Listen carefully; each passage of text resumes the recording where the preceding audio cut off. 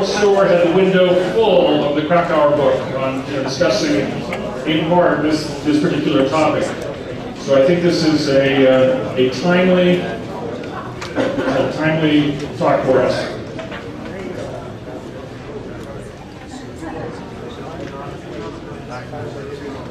Give me just a moment here. Okay. Gene Sessions teaches courses in American civilization, U.S. history, Utah history, and other topics at Weber State University, where he serves as chair of the history department.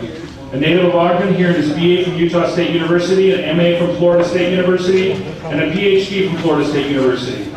His research interests include Utah, Mormonism, the West, science and religion, international relations, and foreign debt. While a young student at Weber State University, Dr. Sessions became fascinated with history as a way to understand life and human motivation.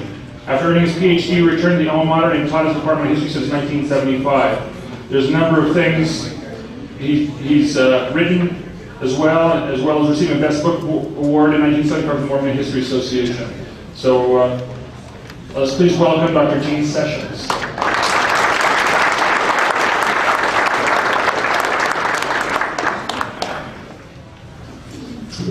It is a pleasure to be with you today. I was not surprised to see a lot of folks I know, and particularly my late mother's cousin who came out and had a little family reunion here before the meeting. It's amazing how small the circles are. I'm going to get right to it. I won't tell jokes or anything else because it's a very serious subject. I'm charged with talking to you a little bit about the Mountain Meadows Massacre and what's happening these days with the literature on the subject. I think most of you have seen, if not all of you, have seen a tremendous upsurge in publications on this atrocity. Hard to tell exactly why all that has happened. I think there are a number of ways to understand that. One is that increasing attention came upon the state of Utah because of the Olympics. There were numerous mainstream national publications that paid much more attention to Utah Mormonism than normally do. And you may have seen some of the articles that appeared pretending to be balanced views of the state and Mormonism.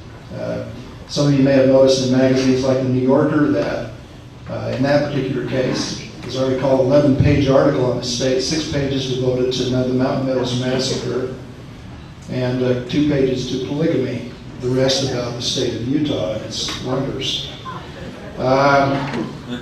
This event has become in recent years something that a lot of people know about who didn't know about it before. Part of the reason for that is President Hinckley, who in 1998 decided to build a new monument at the Meadows on the spot of the original Army cairn that held the partial remains of 34 victims buried there by the Army in May of 1859.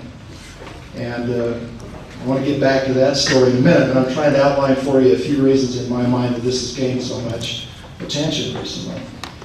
Another reason, of course, is the publication of Will Bagley's book. Will began work on his book well before the Hinckley initiative on the Meadows. He was employed by a former Mormon in California who, frankly, wanted to pin the massacre on Brigham Young. Put an ad in the Salt Lake Tribune asking for applicants to write a new history of the Mountain Meadows Massacre. And in the course of interviewing several who applied, I don't know who any of them were, except for Brother Bagley, Will was, by his own words to me, this is first-hand words, the only one who said that he could and would pin it on Brigham Young.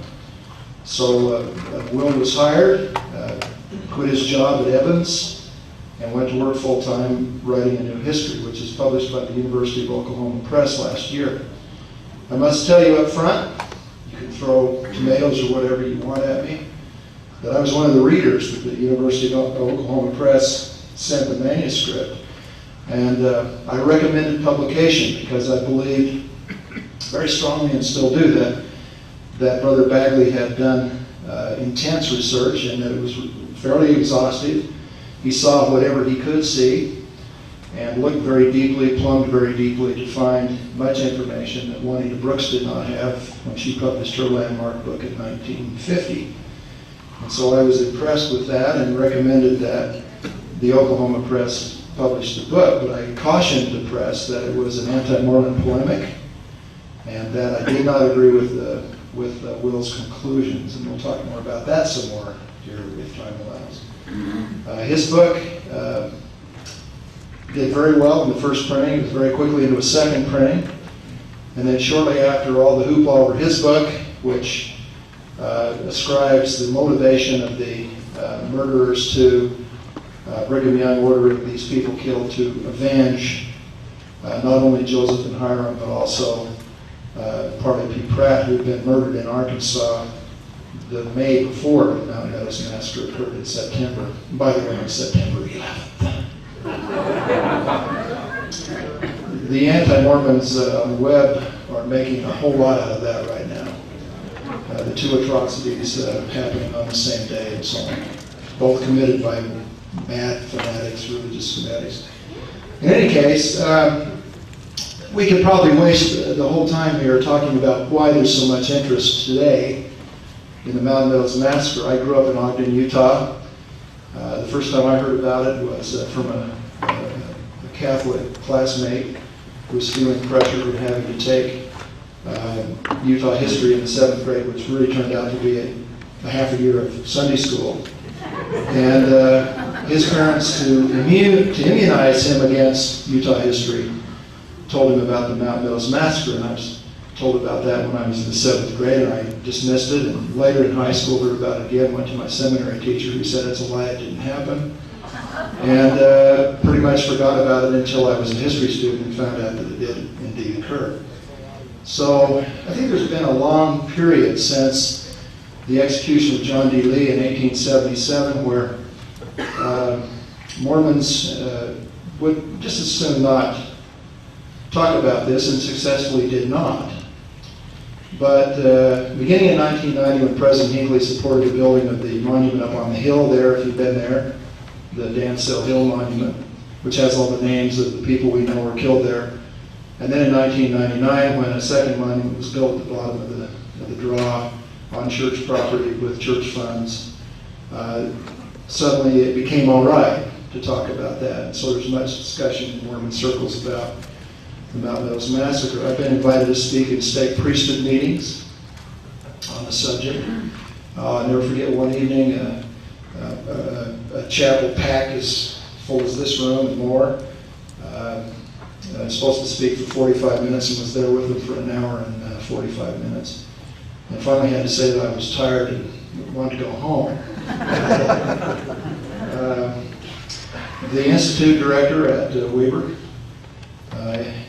called his staff together and had me give them a 2-hour presentation on this so they know about it. So it's okay now to talk about this, but let's be honest, for years and years, this was a subject that we just didn't talk about.